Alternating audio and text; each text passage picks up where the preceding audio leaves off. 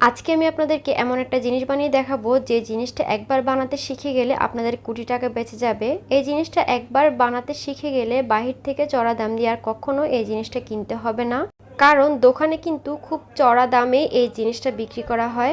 আশা করছি সম্পূর্ণ ভিডিওটি দেখে আপনারাও আপনাদের কোটি টাকা বাঁচিয়ে নিতে পারবেন। ভিডিওটি ভালো লাগলে ভিডিওতে একটা লাইক কমেন্ট শেয়ার করে দিবেন আর আমার চ্যানেলটি সাবস্ক্রাইব করে সাথেই থাকবেন। আজকের এই জিনিসটা বানানোর জন্য আমাদের লাগবে নারকেল। তো এখানে আমরা অনেকগুলো নারকেল নিয়ে নিয়েছি। তো আপনারা চাইলে 2 থেকে 3টা নারকেল দিয়েও এই জিনিসটা বানাতে পারেন। প্রথমে হচ্ছে নারকেলের যে ছিলকাটা আছে সেই ছিলকাটা ছাড়িয়ে নিতে হবে। এরপর হচ্ছে নারকেলগুলোকে ভেঙে নিতে হবে। আর নারকেলের ভেতরে যে পানিটা আছে সেটাও কিন্তু আমাদের লাগবে, সেটাও আমরা রেখে দিচ্ছি। আর এদিকে হচ্ছে আমার আপু নারকেলগুলো ভেঙে নিচ্ছে, আম্মু কুড়িয়ে নিচ্ছে, আর এদিকে আমরা হচ্ছে পরিষ্কার করে দিচ্ছি। যেহেতু আমরা আজকে অনেকগুলো নারকেলের দিয়ে এই জিনিসটা বানাবো, তাই একা একজনের পক্ষে সব কাজ করা সম্ভব না, তাই সবাই মিলে হাতে হাতে সবগুলা কাজ করে নিচ্ছি। আমাদের অনেকগুলো নারকেলের ভিতরে কিন্তু নারকেলের শ্বাস হয়েছে। এই নারকেলের শ্বাসটা আমাদের বাসার সবাই অনেক পছন্দ করে।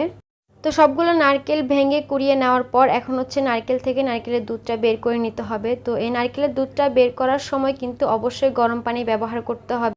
তো আমি গরম পানি দিয়ে নারকেল থেকে কচলে কচলে নারকেলের দুধটা ভালোভাবে বের করে নিচ্ছি।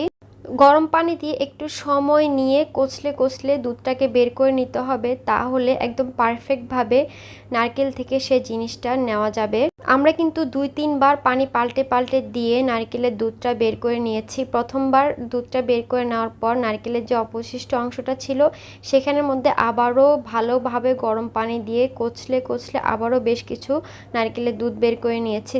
চাইলে কিন্তু এই নারকেলটাকে ব্লেন্ড করেও নারকেলের দুধটা বের করে নেওয়া যায়। তো আমাদের যেহেতু অনেকগুলো নারকেল ছিল তাই আমরা ব্লেন্ড করলাম না, হাত দিয়ে কচলে নারকেলের সবগুলো দুধ বের করে নিয়েছি। তো আমাদের কিন্তু অনেকগুলো নারকেলের দুধ বের হয়েছে। নারকেলের দুধ বের করে নেওয়ার পর নারকেলের যে অবশিষ্ট অংশটা থাকে সেটা দিয়ে কিছু করা যায় কি না সেটা কারো জানা থাকলে অবশ্যই কমেন্ট বক্সে জানাবেন। আমাদের যে অবশিষ্ট অংশটা ছিল সেটা আমাদের কোনো কাজে আসছিল না, তাই এটাকে ময়লার ঝুড়িতেই ফেলে দিয়েছি। আমাদের যে পরিমাণ নারকেলের দুধ বের হয়েছে সেই নারকেল দুধটাকে আবার একটু ছেঁকে নিব, যেন কোনো আঁশ এই নারকেলের দুধের মধ্যে না থাকে। আমরা কিন্তু 2বার করে এই নারকেলের দুধটাকে খুব ভালোভাবে ছেঁকে বড় একটা পাতিলে করে চুলার উপর বসিয়ে দিয়েছি। তো প্রথম পর্যায়ে বলক আসা পর্যন্ত এটাকে একদম হাই হিটে রাখতে হবে। বলক চলে আসলে মিডিয়াম আঁচে এটাকে অনবরত জাল করতে হবে। আর একটু পর পরে একটু নেড়ে দিতে হবে যেন নিচে দিয়ে লেগে না যায় আর বলক তুলে পড়ে না যায়। তবে অনবরত নাড়তে হবে না। আপনাদের কাছে একটা রিকোয়েস্ট থাকবে, প্লিজ আমার চ্যানেলটি সাবস্ক্রাইব করবেন। আপনাদের লাইক কমেন্ট শেয়ার আর সাবস্ক্রাইব কিন্তু আমাকে অনেক দূর পর্যন্ত এগিয়ে যেতে সাহায্য করবে।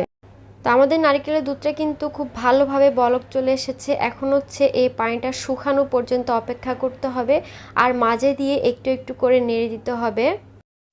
পানিটা কিন্তু অনেকটা শুকিয়ে এসেছে, এই পর্যায় থেকে কিন্তু নাড়া বন্ধ করে দিতে হবে। পানিটা যখন একদম শুকানো পর্যায়ে চলে আসবে তখন নাড়া বন্ধ করে দিতে হবে। আর উপরে কিন্তু সুন্দরভাবে তেল উঠতে শুরু করেছে। বেশ অনেকক্ষণ জাল করার পর আমাদের কাঙ্ক্ষিত ফলাফলটা এখন তৈরি। আমরা আসলে এতগুলো নারকেল থেকে নারকেলের তেল নিয়েছি, কারণ নারকেল তেল বাজারে অনেক চড়া দামে বিক্রি হয়। আর আমাদের কিন্তু নারকেলের তেলটা খুব সুন্দরভাবে উঠে এসেছে, একদম স্বচ্ছ সুন্দর নারকেল তেল উঠেছে। আর নিচে খুব সুন্দর একটা আস্তরণ বসেছে, এটাও কিন্তু খাওয়া যায়।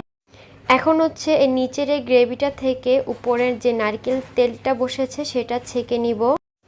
এই কাজটা একটু সাবধানে করতে হবে, তাই আমার আম্মু এই কাজটা করে দিচ্ছে। সাবধানের সাথে নারকেলের গ্রেভিটা থেকে নারকেলের তেলটা আলাদা করে নিচ্ছে। আমাদের প্রায় 700 গ্রামের মতো নারকেলের তেল উঠেছে। আপনারা চাইলে কিন্তু আরও কম নারকেল দিয়েও এই নারকেলের তেলটা বানিয়ে নিতে পারেন।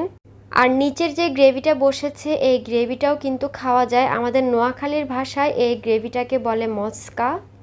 এই গ্রেভিটা কিন্তু রুটি পরোটা দিয়ে খেতে বেশি ভালো লাগে, তবে আমাদের বাসার সবাই হুদাই খায়। আমাদের কিন্তু একদম ফ্রেশ নারকেল তেলটা তৈরি করে নেওয়া হয়ে গিয়েছে। এই তেলের মধ্যে কিন্তু কোনো ভেজাল নেই। আর আমরা কিন্তু কিছুদিন আগেও এরকমভাবে নারকেলের তেল নিয়েছি যেগুলো এরকম জমে গিয়েছে। এখন হচ্ছে আমরা নারকেল তেলটা যেখানে সংরক্ষণ করব সেই পাত্রে নিয়ে নিচ্ছি। এই নারকেলের তেলটা যে কোনো পাত্রে সংরক্ষণ করা যায়। আপনারা দেখেই বুঝতে পারছেন হয়তো কতটা স্বচ্ছ আর কতটা ফ্রেশ। এরকম ফ্রেশ আর অরিজিনাল নারকেলের তেল আপনারা কখনোই বাজারে কিনতে পাবেন না। বাচ্চাদের জন্য কিন্তু এই নারকেল তেলটা অনেক উপকারী। তো আশা করছি আজকের ভিডিও আপনাদের অনেক ভালো লাগবে। ভিডিওটি ভালো লাগলে ভিডিওতে একটা লাইক কমেন্ট শেয়ার করে দিবেন আর আমার চ্যানেল সাবস্ক্রাইব করে সাথেই থাকবেন। সাথে কিন্তু আমার ফেসবুক পেজটাও ফলো করতে ভুলবেন না। আজ এখানেই বিদায় নিচ্ছি। আল্লাহ হাফেজ।